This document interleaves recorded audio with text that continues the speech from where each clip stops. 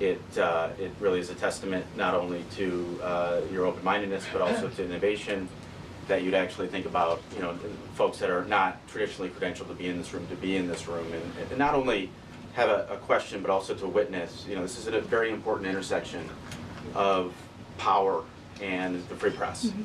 And so just the ability to witness this and be part of it, it brings everybody's game up. So thank you for that. I think this is for Mike Waltz. My question is about Ukraine. Sure.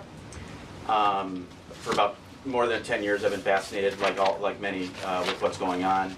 Was in Northern Europe, working out of the Baltics when Crimea was annexed, and was a lot of this came on Twitter. The platform used to be known as Twitter.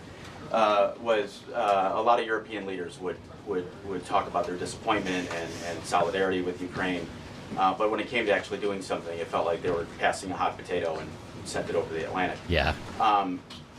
I wonder how much of the U.S. is going to come in and help, right? They're going to come in and spend billions of dollars. We don't have to do anything. What we're seeing right now out of the administration and President Trump is a call to Europe and the European leaders and the allies that we've traditionally had to pick up that hot potato and start doing something a little bit more concrete to win and preserve the peace in Ukraine.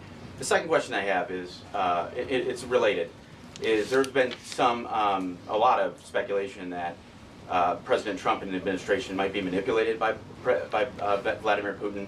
I wonder if you can just talk a little bit about the administration's posture and your confidence in the competence of this administration to go toe-to-toe with Vladimir Putin. Well, I'll take the second question first. If there's anybody in this world that can go toe-to-toe with Putin, that could go toe-to-toe with Xi, that could go toe-to-toe with Kim Jong-un, and we could keep going down the list, it's Donald J. Trump. He is the deal maker in chief. There is no question that he is the commander in chief. And I, for one, and I think all Americans and around the world should have no doubt about his ability to not only handle Putin, but to handle the complexity of driving this war to an end. And then on your first piece on Europe, I'll take you back to 2014. You're right, there was a lot of hand-wringing in Europe and not a lot of action.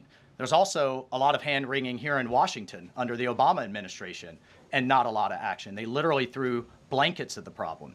And so I'll remind everyone that Putin had some type of conflict, invasion, or issue with their neighbor under President Bush with Georgia, under President Obama with Ukraine 2014, not under President Trump 45, and again with President Biden in 2022.